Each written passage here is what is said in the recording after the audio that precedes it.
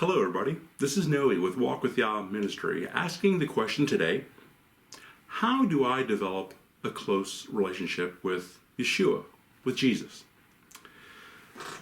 You know, in today's world, my belief is that many people, most people, say that they believe in the Bible. Now, according to a study done in 2020 by PRRI, Public Religion Research Institute, 70% of Americans identify as being Christian. Now, if that's true, and I don't doubt their findings, well then, we're in big trouble. Because there's been an oppression of Judeo-Christian values going on for quite some time now, if you haven't noticed. In which case, this tells me that those that say that they are believers, that they're not really strong in their beliefs, nor do they stand firm in their biblical values. I also believe that many young people today, they see Yeshua's people, disciples, being more affected by the world than vice versa, than the other way around, than Yeshua's disciples affecting the world. And that's why they don't really see a need for what the church at large has to offer. And I can't say that I blame them. Now, I do believe that it's a possible reason for this, maybe because it's very easy for a person to say that they believe in the Bible or believe in Yeshua. But it's quite actually something else to live the Bible out. Now, I'll be direct here, as I have to say that the people that do this are really only fooling themselves, as God, Yah, is very aware of this tactic. He knows us better than we know ourselves. Now, among other places, you can find this bad strategy called out in Matthew 15 verse 8 as Yeshua quotes Isaiah 29 verse 13, and I'll read that for you here. Matthew 15 verse 8. This people draw near to me with their mouth and respect me with their lips, but their heart is far from me. But in vain do they worship me, teaching as teachings the commands of men. So if you tell me that you're a believer, and yet I still hear you mostly talking about the worries, the cares, the frets of life, then I'm going to start to tend to think that you may not be as close to Him as you think you are. Now, of course, everyone's has bad days and or a short season, but if I see a negative, consistent, long-term pattern going on, then I'll have to question your words, even if only to myself. The Bible states in Luke 6, verse 43, starting there, "For a good tree does not yield rotten fruit, nor does a rotten tree yield good fruit. For each tree is known by its fruit.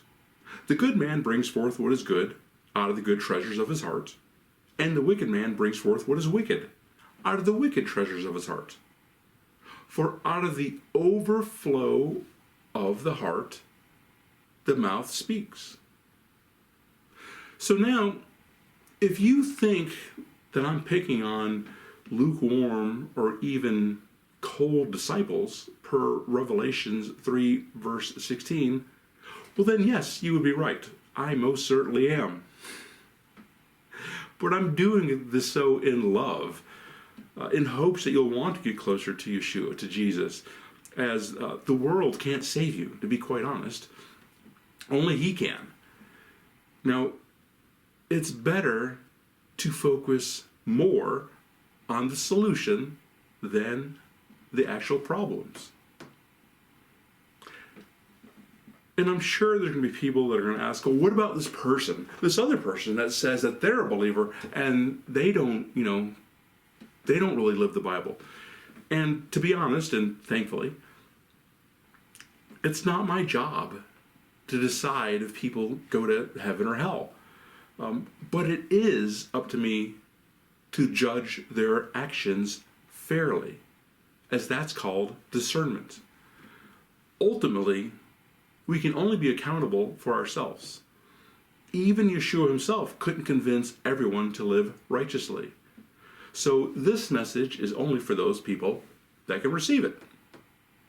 So again, I'll ask, how do I develop a close relationship with Yeshua, with Jesus? Now, of course, I'm going to include some of the things you would expect. Reading the Bible, praying to Him, worshiping Him, for example, right? Yeah, I know. Ho-hum. But let me try this again. Let me go a little bit deeper with that. Okay. Reading the Bible. Now, if you're reading the Bible for the first time, sure, do it in a year. Just rush right on through it, just to kind of get that framework in your mind. Go for it. None of this just opening the Bible to see where it lands and, never reading any of the rest of it. That's probably not the best strategy. Or it's not the best strategy. Because there are countless gems to be found in the Bible if you really study it, if you really read it, if you really ponder on it. It's actually an adventure as you see how much His principles still apply to your personal situations. I've heard it said that you should read the Bible in one hand and have the newspaper in the other hand. Not sure who said that, but makes sense to me. Now, if you're having problems reading the Bible, well, then I suggest that you ask Him for help, for you to make it more clear for you. And that's per Psalms 118, verse 19. And then live the Bible out. Because if it just stays in your head, what good is it? It's supposed to get into your heart, which will then drive your identity and then your actions. Secondly, praying to Him, to Yeshua, to Jesus. Developing a relationship with a person takes time. In your prayer time, don't treat Yeshua like He's some type of Santa Claus, only considering your wants or needs and then leave immediately. You're in the presence of the Creator of all things, as all things were created by Him, through Him, for Him.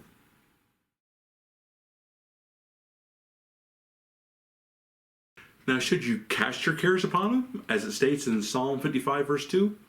Yes, most certainly you should.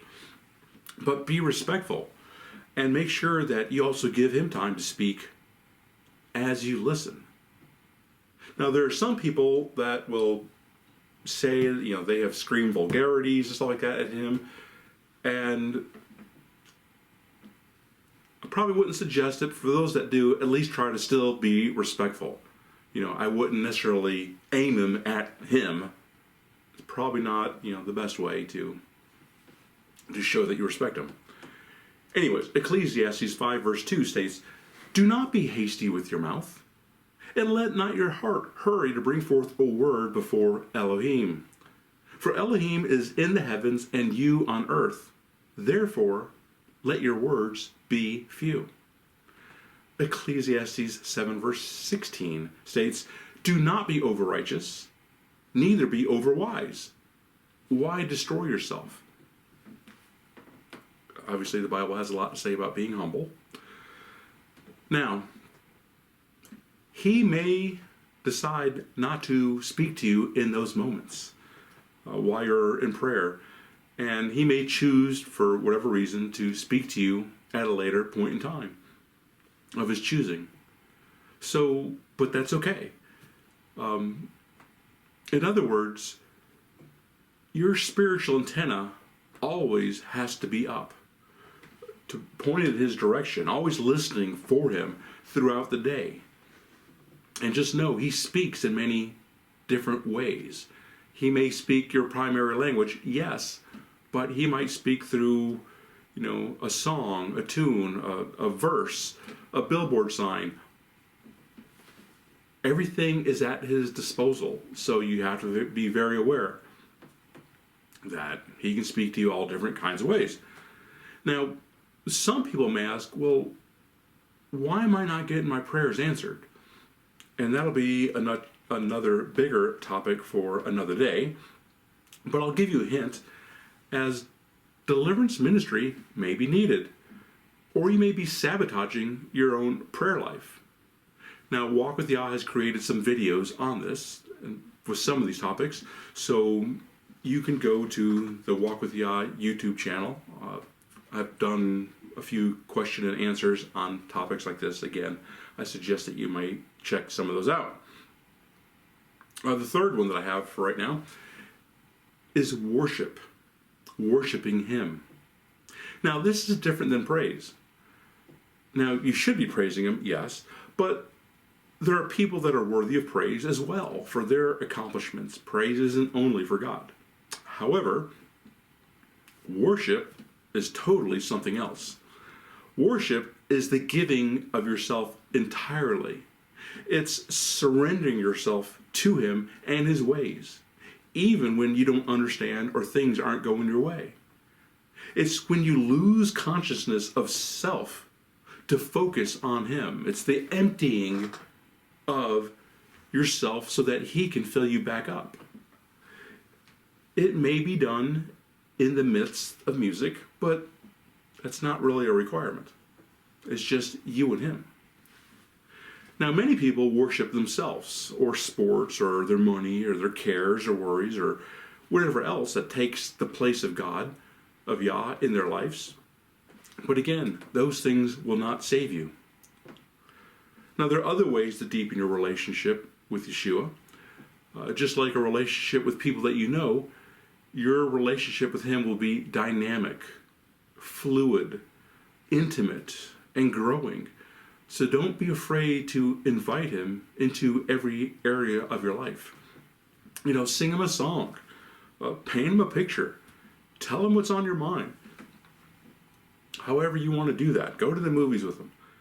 Do you realize there has never been a revival, even a personal revival, without first surrendering yourself to Yah, to God?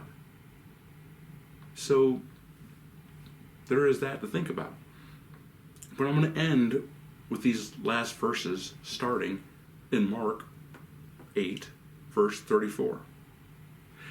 And calling near the crowd with His taught ones, He said to them, "Whoever desires to come after me, let him deny himself, and take up his stake, and follow me. For whoever desires to save his life shall lose it. But whoever loses his life for the sake of me and the good news, he shall save it. For what shall it profit a man if he gains all the world and loses his life, his own life? Or what shall a man give in exchange for his life? For whoever is ashamed of me and my words in this adulterous and sinning generation, of him the son of Adam shall also be ashamed when he comes in the esteem of his Father with the set apart messengers." Beloved, I pray that this blesses you in some way. This is Noe with Walk with Yah Ministry. And just remember, your miracle could be next.